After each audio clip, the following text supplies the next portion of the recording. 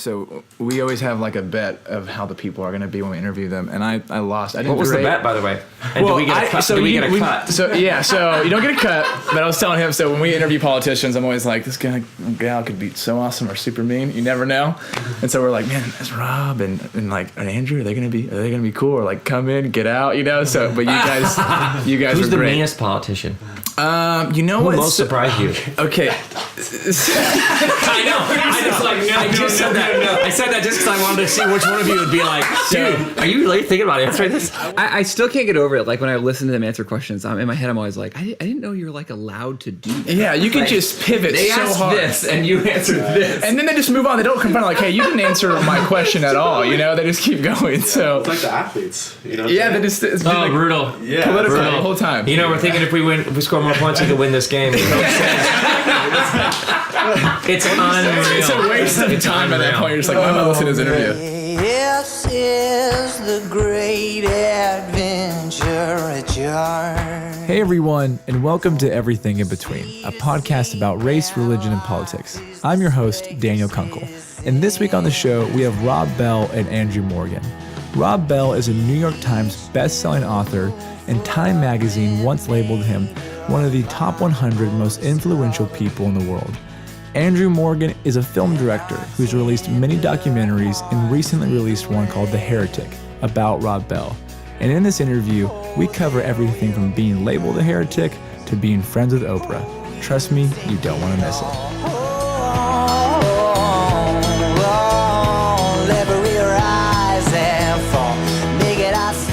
Somewhere along the way, the Jesus movement got hijacked. Rob Bell has been raising a lot of eyebrows lately for his evolving views about Christianity and the Bible. Some evangelicals are calling it twisted scripture, also inspiring charges of heresy. And it's my honor to welcome to the show live in studio, Rob Bell, everybody, Rob Bell! The religions have failed. So we are going through a revolution because these great traditions have to be expanded. I believe the man is a false teacher. I believe he's a heretic. He is a paradigm shifter more than he realizes. Men like Rob Bell, they claim to be working of God. He wants to dull the voice of God. Women's rights, LGBT, minorities, love of our Muslim neighbors. If those aren't all basics, you're done. Rob Bell should fear God because he's a liar and he's a heretic. What's my first favorite book? The Bible. Lots of people grew up in churches that had an American flag on the stage. The flag and the Bible were like holding hands. This country was built by Christian people who believed in the Word of God. You know, I'm leading with the evangelicals. I'm a good Christian. The Bible has caused so much damage. In many ways, it's often been an agent of dragging everything backwards. This system that we're a part of is totally unprecedented in the history of the universe. So there is a chance, as a citizen of the most powerful military machine the world has ever seen, there's a chance you might miss some of its central themes. Well, if you think about the religion that's arisen in Jesus' name, it is anti what Jesus was talking about. I think Rob struck a chord with a lot of people like me who lost their faith, and then, as Rob so perfectly puts, we still felt an ache. What is the point of any of this? He's challenging a status quo that is profoundly invested in its conservative ideals. The questions that we are asking about power, violence, mental health. How do you forgive people who have wronged you? People have been wrestling with this and asking these questions for thousands of years. What kept happening is when I kept going into the Jesus teachings, it took me beyond a religion to what does it mean to be human? And I actually think Jesus would be absolutely mortified that somebody started a religion in his name. So walk us through how this documentary became a thing. That's Andrew's idea. Yeah, I met Rob at a birthday party that our daughters were attending a few years ago, and I became really fascinated with the work that he was doing. I'd come from a very conservative, evangelical kind of place, and I'd grown away from a lot of that. And so on a really just personal level, I was fascinated by the vocabulary he was using, the way he was approaching some of the things that I had been taught growing up. So it was just really intriguing personally. And then I followed him around to a couple of events, and I started to realize that my story wasn't that rare. And I started to realize that there were a whole lot of people who had been given something very narrow, perhaps growing up, and had it hadn't kept up with the complexity of the world that they found themselves living in. And at that point, as a filmmaker, I just thought, this is going to be really interesting to me personally, but also I think there's a bigger world of people that this could be helpful to. And I just sat down with Robert Kristen at their kitchen table here and said, I'm not sure if there's a film here or not. I've never made something like this before, honestly, but I'd like the privilege of filming these conversations that we've been having and the work you're doing and some of the friends that you're doing it with. And they said, okay. And we started doing that. And that was about 3 years ago. And it's important. The important to know it's not a collaboration. Which everybody's like, hey, this is a collaboration. We're like, no, it's his film. Yeah. And it was important from the beginning for Kristen and I, if you're going to give him access, then he needs to have access and needs to be able to make whatever he needs to make. So there were no edits, no approval, no creative control, nothing. I saw the film for the first time. So I think it just makes it more interesting to me that that's what he saw in some way. Yeah. I mean, that's what Andrew saw. That's what drove him to make it. The film is, he pulled from, I don't know how many hours you must have shot.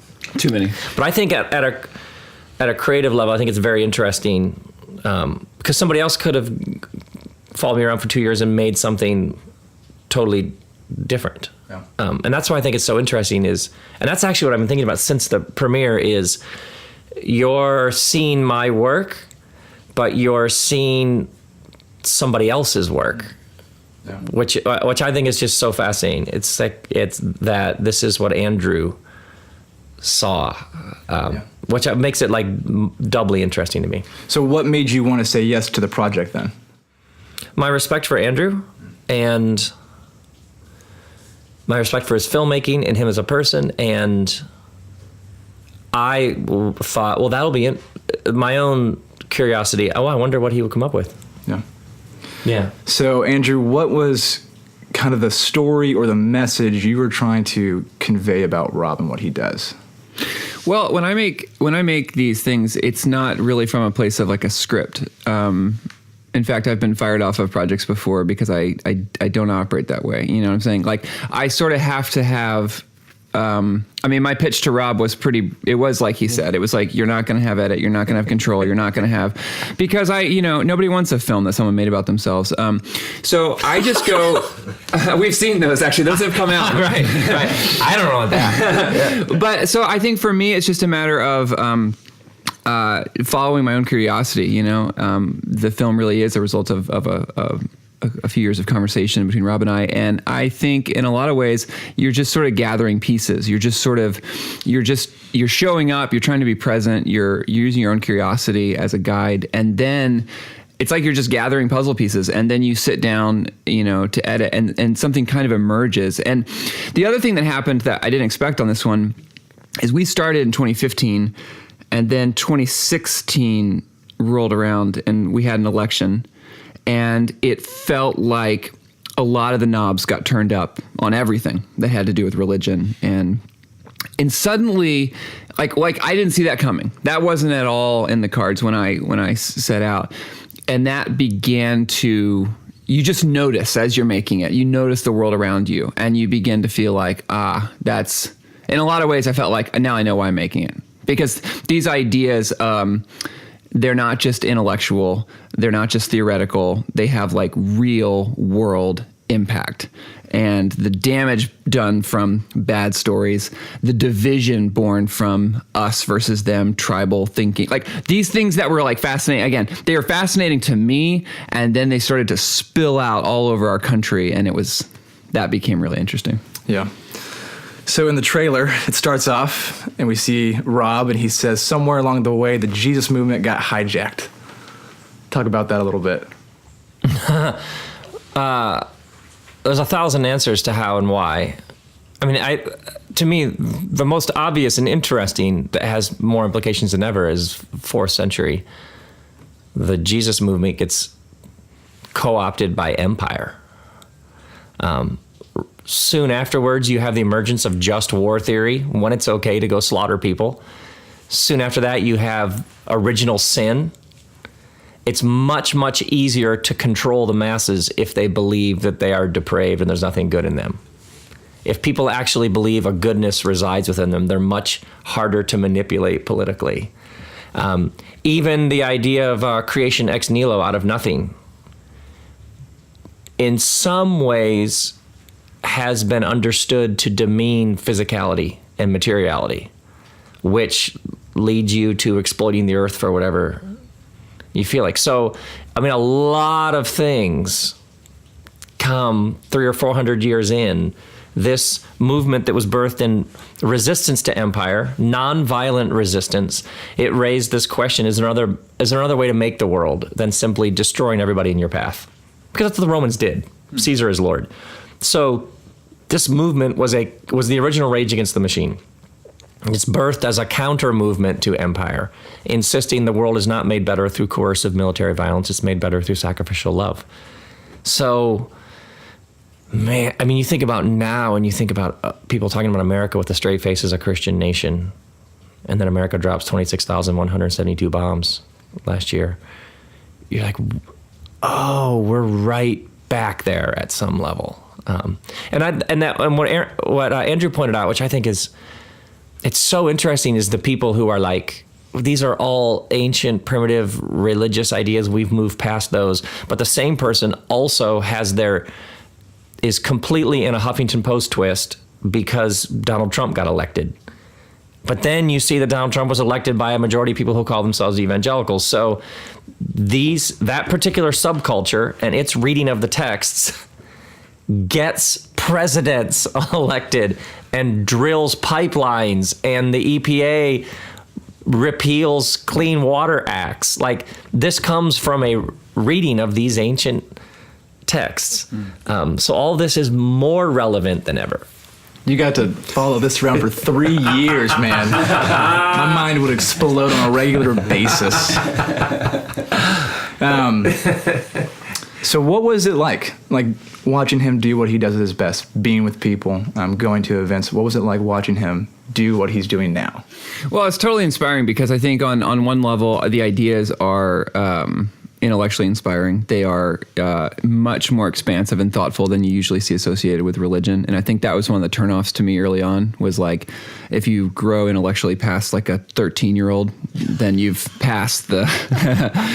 So I respect that. And I think I resonate with Rob's love of ideas and his articulation of them. I think on a more personal level, I think Rob is just an unusually wholehearted, non-cynical person who wakes up excited to make things and help people. And I think when you see someone with that sort of like creative output, there is a curiosity of like, well, what's that person like day 9 of 9 shows in a row when you're in Phoenix? You know what I'm saying? And my experience with Rob was just pretty incredible. I mean, being around his family, you do learn a lot from someone when you're on the road.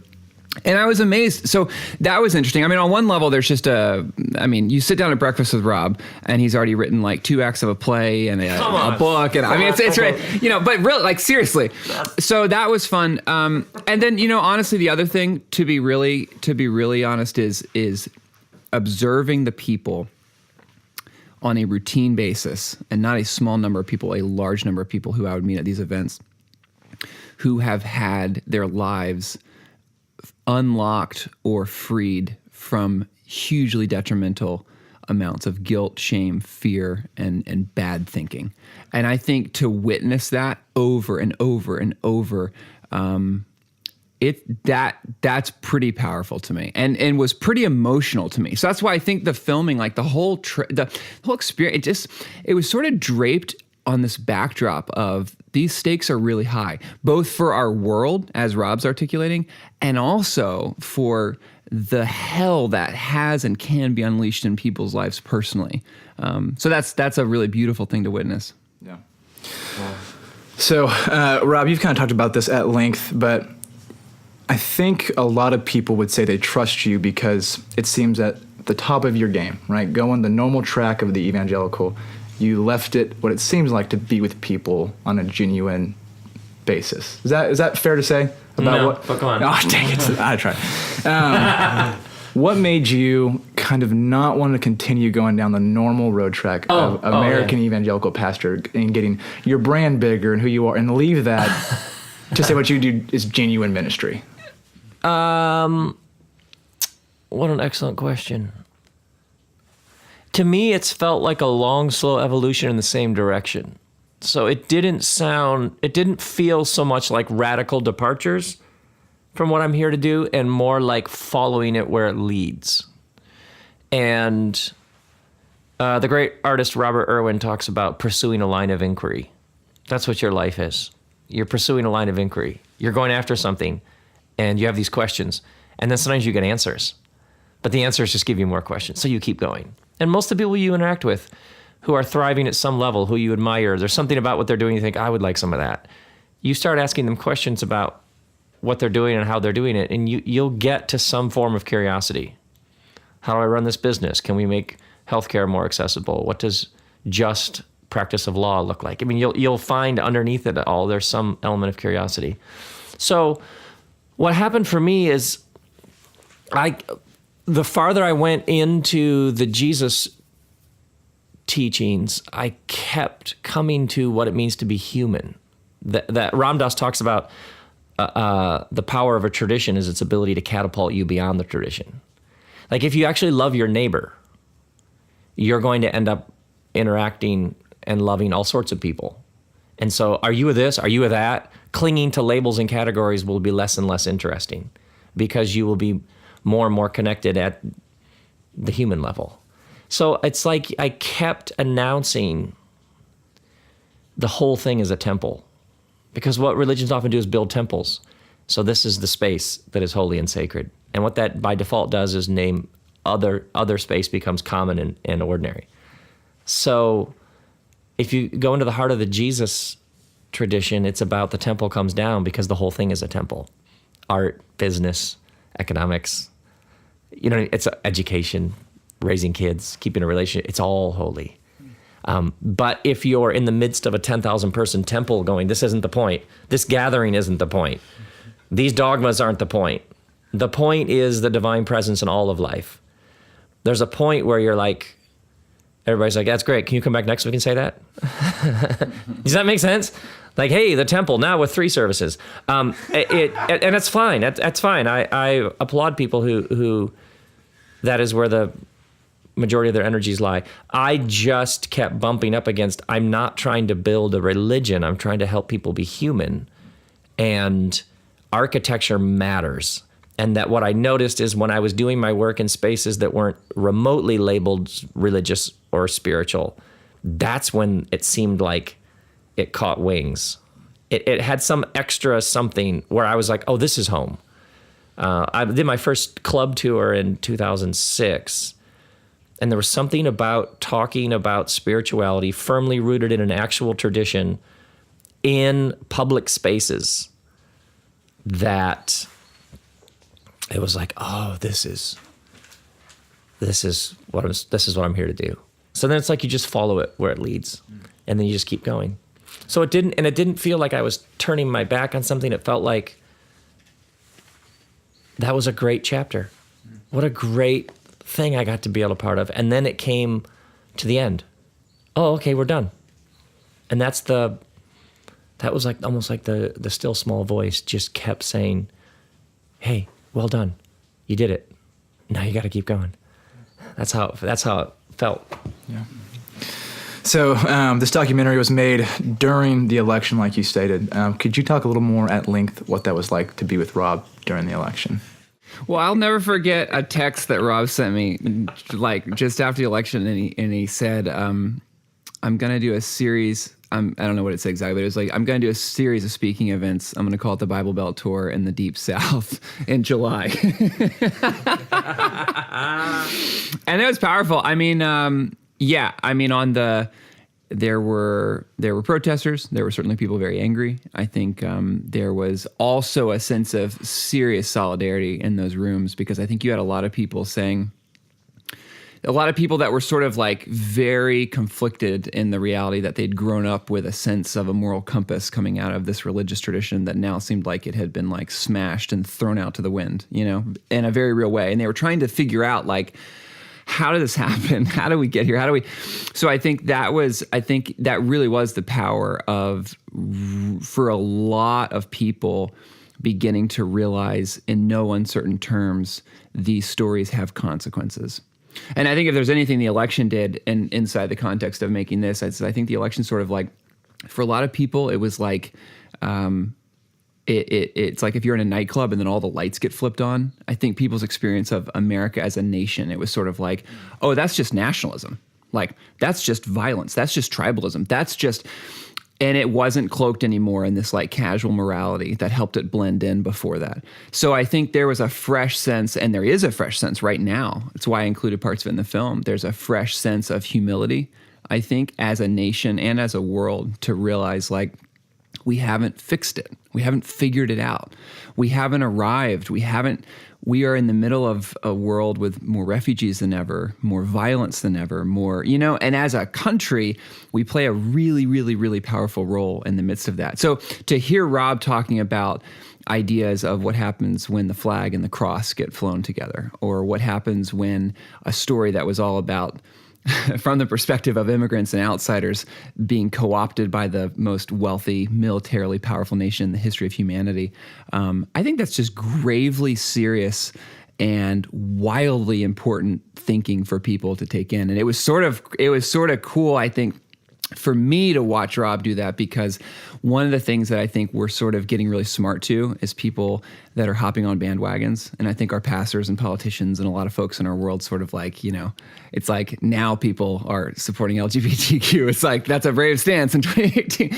But I think Rob was preaching about the Iraq War, you know, as a series of Christmas sermons. And so to see him saying the same stuff that he's been saying for a really, really, really, really long time, it was almost like the election year caused a lot of culture and society to sort of catch up and to be like, oh man, this stuff is dangerous. We are playing with fire. And we better really think carefully about what this story is and what it means for our world. And I think for a lot of people, the left failed them. The left failed. That you had this narrow, brittle, nasty right. Fox News, easy to make fun of. But I think for a lot of people, the counter to that has become just as shrill and narrow and brittle and unlifelike. That you have a fundamentalist left, but the fundamentalist left has another ingredient in its recipe, which is arrogance that it's not the right. So it actually has an underbelly that's even more lethal. And I think for a lot of people, these are my options.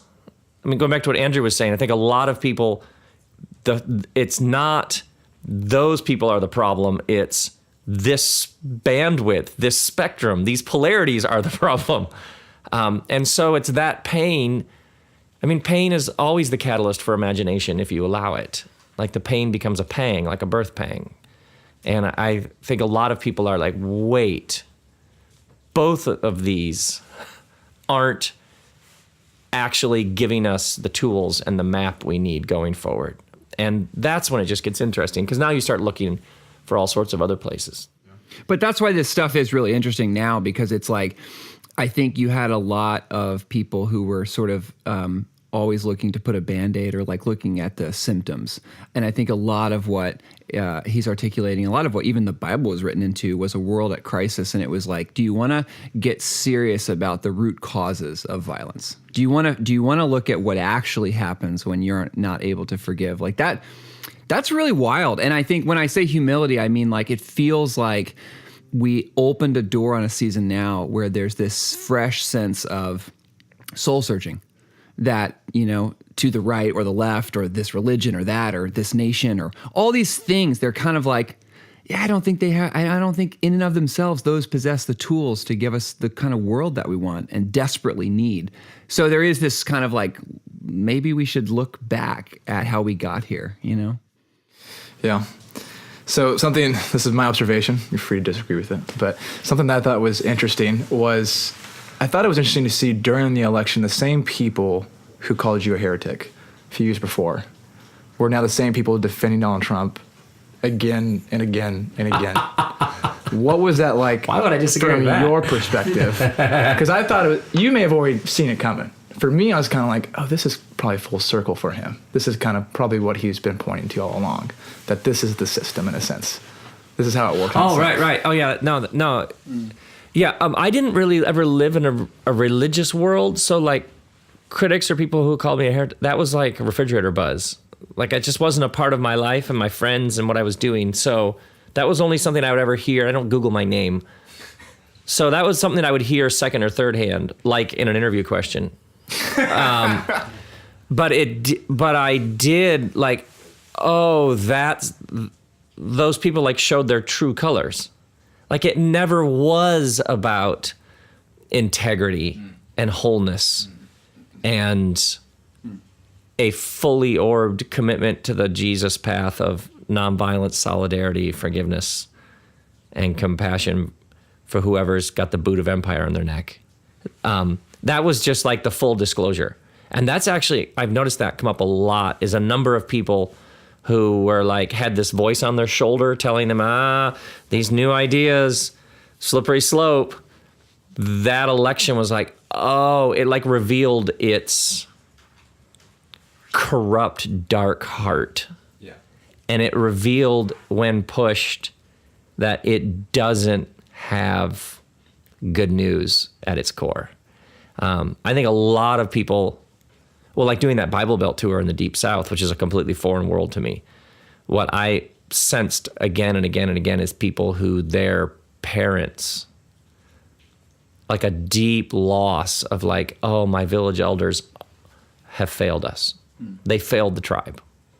I think you collectively across the country, I bet if there's some way to measure that, what people are grieving wasn't just the election, it was our elder. A number of people I saw, they were basically lamenting their tribe. And oftentimes just how many times in Q&As would people say, my parents voted for Trump? And the parents had no idea in being so outspoken what they were saying to their kids about their own moral compass and fiber. Even just the lack of imagination. Even just saying, you know what? I'm going with Jill Stein because at least that's appropriately wacky. You know what I mean?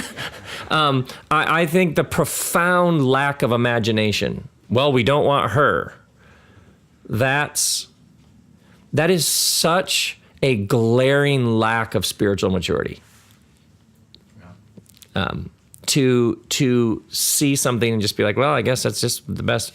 And if there's anything the gospel is about, it is about imagination of a new kind of world. And the fact that many millions of people pushed to the wall had zero capacity for imagination is a damning indictment of an entire subculture that's obviously falling apart at the seams. Yeah. So when you're making this movie, and you're kind of talking about what Rob is saying, what was it like kind of watching him talk about, hey, when we carry the cross and the flag at the same length, that's not okay. What was that like watching him do that in the Deep South? Terrifying. No, I was thrilling. I mean, it was super thrilling. I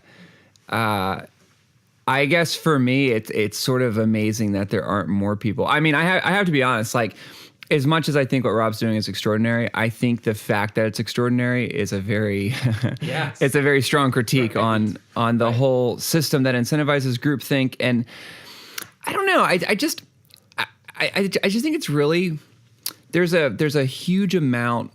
People talk about Christianity or they talk about religion, but what they're really describing is the experience of growing up and getting handed a box that has how they should think, feel, vote, react to everything forever.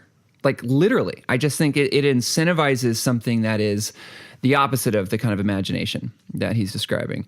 And I think there's just an incredible amount of unexamined morality in America. There's a set of assumptions because you're born into this tribe and you're kind of told about the world from a very specific point of view. There's an amount of assumption that happens on behalf of America in particular that I think for a lot of people, they're starting to wake up to, wait, what are we doing in the world? Like, as Rob says, like, why do so many other tribes really hate our tribe? Like, is there something about the way we're going about this in the world that is profoundly not just corrupt internally, but actually like an abuse of power externally? So yeah, it's like, I think for a lot of people what's happening right now is like the thread that gets pulled, and it's just beginning to unravel more and more. And I think that's really exciting, because I think for a lot of people who grew up in a certain tradition, the benefit is that gave them some kind of an anchor. The consequence is sometimes they weren't free to go into all those rooms and to think about all those things independently. So yeah, I think for the cross and the flag, I think it's just a matter of separating the two. You know, I mean, I remember in the film I made before this, like we kind of had like capitalism, and you had consumerism, and you had America, and part of how I made sense of it was just to be like, okay, first of all, we just have to separate these things. Like, we can't get into any of this if we just keep it as one amalgamated mass in our mind. So I think just the benefit of saying, like, the cross has meant this, and this throughout human history. And we need to examine that. We need to reflect on that. We need to think about that. And then the flag has meant this, and this. And, you know, I think part of what I witnessed Rob articulating was not like a cheap, overtly critical view of America. It's just an honest, sober reality of something. When you love something, when you care about something, you're critical. And for too long, a very small sliver of this country has worked very hard to define a very small version of what this country actually means. And I think there's something powerful in just saying, you know what, it's not un-American to challenge that. It's the most American thing to challenge that. It's not unpatriotic. Come on. It's kind of like how we started the whole experiment back in the day. So yeah, it was powerful. That's so good. What do you think about that? Oh, that's wonderful. Yeah. What do I think about that? All right, so when I think about you talking to large crowds about not carrying or separating the cross and the flag, I'm terrified to do that with my mother, but you do it in front of 3,000 people, every other night. And so what has that been like to share that with people and share it without fear, in a sense? Oh, well, it's true. So you just say it. It's also important. There's a lightness on the other side of heaviness. And a lot of people, they just go in like it's a courtroom. And it just becomes a case, and it just naturally get defensive. So you with your mom, all of your reptilian instincts are going to be conquest, protection, fight or flight. Like, you're going to have these, and it's probably more like, to me, it's more like hearing music and inviting others to dance. So that will involve facts, and that will involve interpretations, but it will involve something about this isn't working, and you know it, right? So what could it be? Let's imagine together. How is it that the country that has 750 military bases, at least, the country that is more militarized and weaponized than any country in the history of humanity, also has the most mass shootings? Like, even for your mother, do you want to have more mass shootings or less? Less, okay. Is there some degree to which we recently passed, a $700 billion military spending bill with no flinching on the part of anybody, apparently? Are these not all connected? Does somebody really think that our presence around the world and the fact that we on a regular basis have mass shootings, this doesn't happen in other countries? So to me, if you just begin with pursuing a line of inquiry, it's just a much better discussion. So to your mom, we want less shootings, right? Okay, what do you think the causes are? Well, it's just mental illness. Where does mental illness come from? Does it have anything to do with access to guns? Is there anything to do with the fact that collectively we have more guns than anybody else? That's just a better way to go about it. And it's also interesting, Well, when you think about people who, like you're talking about, if you're talking to people who are very staunchly committed, like you think about people who are committed to the Bible, that's a really dangerous thing to say that you take the Bible seriously. Because then you actually might have to read it. And that's always been the interesting thing about the Bible is whenever somebody's like, well, is it biblical?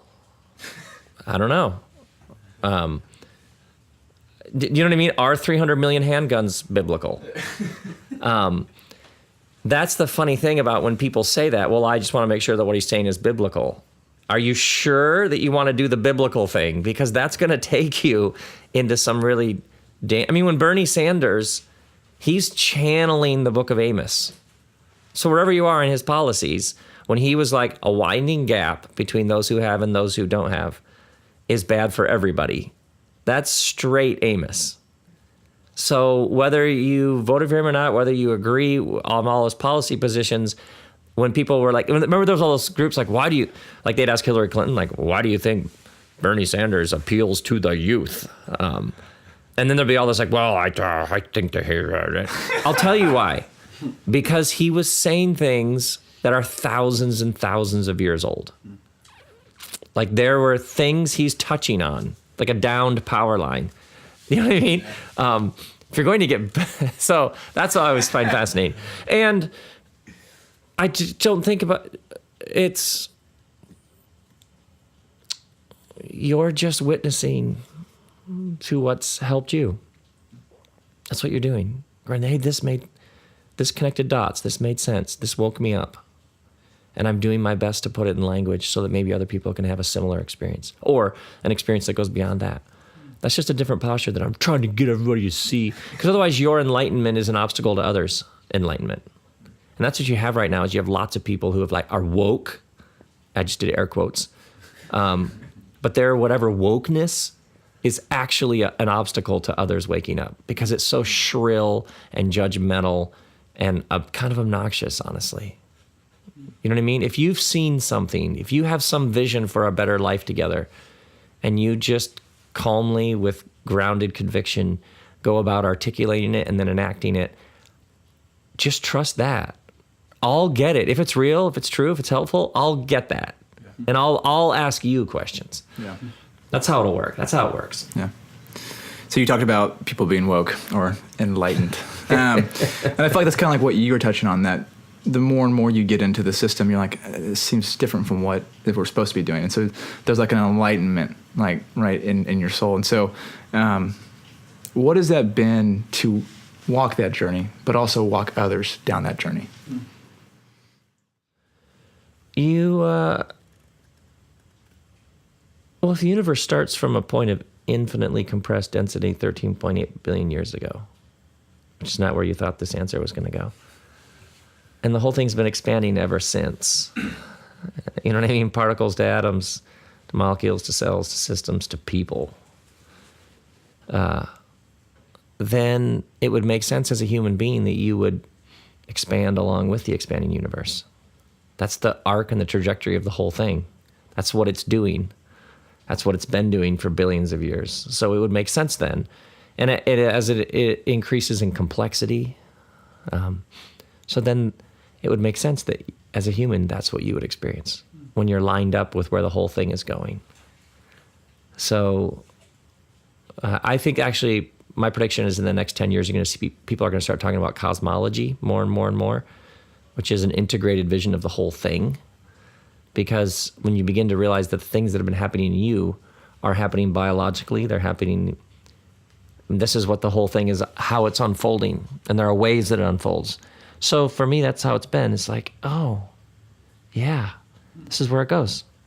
And all greater moves into higher consciousness involve greater complexity, greater freedom, greater inclusion. I would argue greater joy, greater depth. There's a way that it unfolds. And after a while, you start to see that, and then you're just interested in participating in that. So you run into somebody, and you're like, oh, this person's so annoying. Oh, dear God, they're like human sandpaper. Can I just get... And your old impulse would be, let's just get out of this party as fast as possible because this person is killing me. And then your new impulse starts to become, I wonder why they crank me up like this. I wonder why they're annoying me so much. I wonder are they my teacher? Is there something that they are reflecting back to me that's present in me that I don't like? Is that why I don't like them? And you start to listen more, and suddenly this person who 5 years ago you would have been like, and I'm out of here. Suddenly this person is teaching you, and you find yourself grateful. That's what happens. Yeah. What's it been like for you to kind of be on the end of you kind of being enlightened through this process, but also follow him around and watch him do it with others too? Yeah, I mean, I think it's just opened me up to a much bigger sense of wonder and awe. You know, I mean, like in all seriousness, I think religion to me growing up was a way of simplifying the world. It was a way of giving very simple answers to everything. And I think that, you know, like in Truman Show, there's that moment where he's like, I want to be an explorer. And she's like, sorry, Truman, everything's already been explored. There's a very reductive, boring place that some of it can lead you. And then to me, to be in Rob's orbit and to kind of realize, man, at its very best, religion was designed to open me up to the bigness, to the unknowable. I mean, there's just so for me personally, I just find myself waking up much more enthralled, much more thrilled by the experience we're having. And I think at the same time, that's sort of like existentially inspiring. And then on the very other side of that coin, and it's what I really respect about Rob, is that on the very other side of that coin, at the very same time, it also is giving me actual language and tools to wake up as a human being. And the reality is that we are in the midst of several human emergencies on this planet right now. Yeah. And I think if there was something that turned me off to religion of any kind before, it was kind of like, that's wonderful, you know, to go meditate up on the hill. But like, I've had the experience and the privilege of seeing a lot of human suffering, and I've seen a lot of parts of our world, as you have, as anyone has, where it's just radically unfinished. It's radically unjust. It's radically unsustainable. And I have a strong distaste for anyone in a position of wealth or privilege or power, which I'd put myself in that category, who uses their enlightenment to distance themselves further from the ugliness of the world, the pain of the world, the wound of the world. And for me, this has been inspiring because it's like, on a personal level, it's like really awe-inspiring and wonder reminding. And then on the other end, it makes me it propels me. The Jesus story, this movement, this tradition, it actually propels me in a very particular direction and gives me some tools to do that. And I'm, as someone who's just beginning, just figuring out my life and my role in the world, that it just raises the stakes.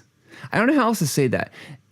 These stories, these ideas raise the stakes on just what we're doing here and just what privilege and ability you and I in our sliver of a little life might have the chance to help create. Oh, that's, yeah. Yep. So the movie is called The Heretic, right? And there was this piece that the New Yorker did on you, like a mini documentary. And you talk about basically this movement of where you decided to come out to California and the way people kind of treated you and the way that you were going, it kind of just broke you. I think the word that you used, it was just it broke you. And so has there been kind of a movement for you where in the beginning it was hard for people to not trust your work or not trust you, and then kind of now where it's, all right, if you want to call me a heretic, go ahead. I'm doing my thing. Has there kind of been that shift in you? Well, from the beginning, I always felt like I was part of this new tribe that was hungry and thirsty. There's got to be some new way to think about the whole thing. It's going to reintegrate a lot of ancient. It didn't go back far enough. It wasn't like we just could start over from scratch, because that's being an idiot. It was, there are these deep streams of wisdom that we were cut off from, and if you fuse those together with the new things that are being birthed, now you actually have something. So I and my wife Kristen and I started a church when we were 28, and it felt like a giant art project, like we were just following it where it leads. So that was just, I was always surrounded by people who were like, let's keep going. Like a sort of wide-eyed, where else does this take us? So the people who had a problem with that were always like, or somebody, and then people started to I started to hear that people had a problem with what I was saying. But those people never talk to you to your face. Courage is not something that comes with that particular disposition. So that was just always sort of, I just never really cared. I was too interested in the thing that I was making. So I do know that particular subculture, its fundamental hermeneutic is suspicion, because those people have been taught they're right. It's like deep in their bones. In fact, they even use the term orthodox. It's almost like they're oblivious. There actually is an Orthodox church. You know what I mean? It's like the Eastern Orthodox Church, the Russian Orthodox. Like there actually is an Orthodox, capital O, tradition. But they would still refer to themselves as like, we're the correct ones. So I did notice earlier in my work people who would be all gung-ho and then one sermon and they would be gone. Because the whole thing is built on suspicion. And these people have deeply bought into original sin. So blessing and grace and favor are foreign languages. At the end of the day, you're kind of a wreck. And wow, aren't you lucky that the divine being could kill somebody so that you wouldn't be in such a bad situation. I mean, it's violent. It is violent to its core. So I noticed that hermeneutic of suspicion because I noticed how often people would be like, they would have the voice of their tribe on their shoulder listening to me. And it's so that, and your question does bring up an excellent point. That's not there anymore. I just think a lot of people are like, well, now it's just, all right, let's go. Where else? That suspicion, it just doesn't work for people. Yeah. And now they see it. Like, it does not bring joy. Yeah. So there's a question, like if I could pick the question I've always wanted to ask you, it's going to be this one right here. I was reading How to Be Here once, and you talked about how you were cutting a jalapeno on stage. And you touched your eyes. Right. I forgot. I want to know, how did you finish? Well, set the story up, man. But how did you stay out there? Oh, that's right. I was talking about the death and rebirth mystery built into every fabric of creation, into every square inch of creation. So that like the seasons, the sun goes down, it rises. Everything has this rhythm to it. And that rhythm is that death is the engine of life. So I was making salsa on stage and talking about how everything that you've eaten was grown out of the earth, but then it had to be severed from its root. So at some level, your food died so that you could live. So actually, when you hear so that the Jesus death and resurrection story isn't a weird story. And most people, it's like, what about a guy? No, it's the story that's everything is shouting to you all the time. So it would make sense then that spiritual traditions would talk about this. And I was making so I made salsa while I was doing it, but I forgot that I had just been chopping jalapenos and I rubbed my eye at one point.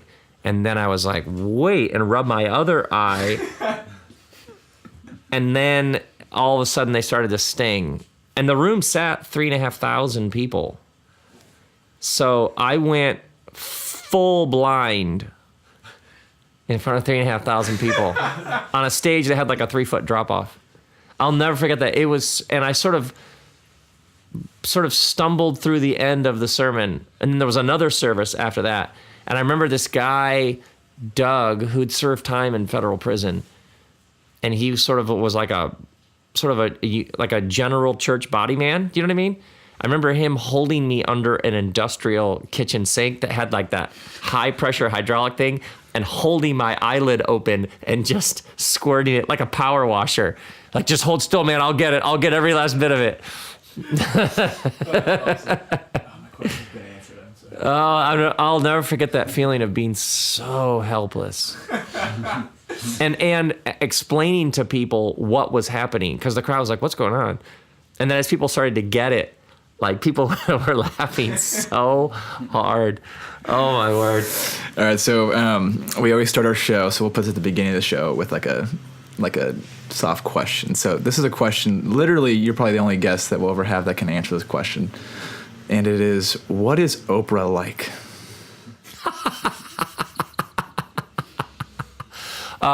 Okay, the first thing is all of those books that Oprah told people to read, she actually read them.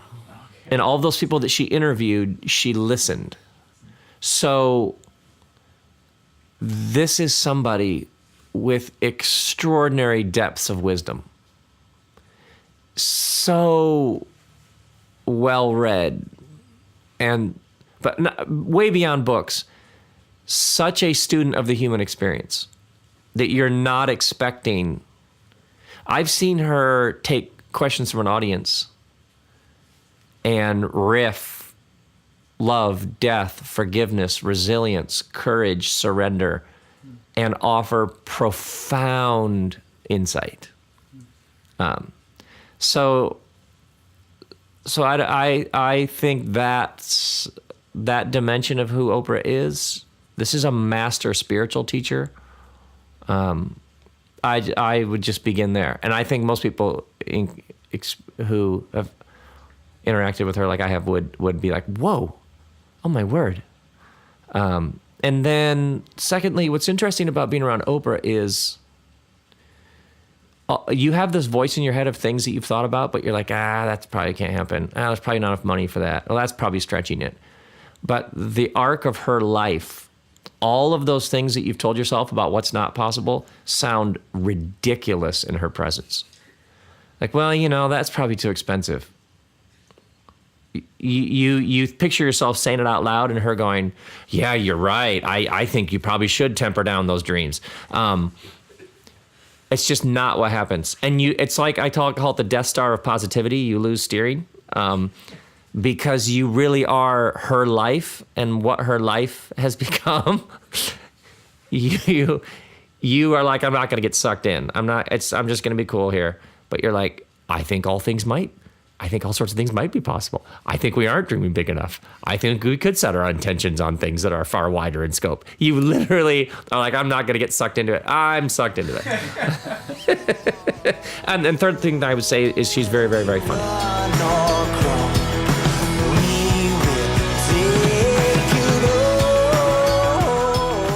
All right, everyone, that is our show. If you want to find out more about Rob Bell, you can do that at robbell.com or catch him on tour, the Holy Shift Tour. The movie The Heretic is available on Amazon or iTunes. And while you're on iTunes, leave us a review. It really helps out a lot. The editor of this show is Scott Bolin. The song is done by Joel Adam Russell, and I'm Daniel Kunkel. And we'll be back here next week with another episode. Until then, this has been Everything in Between.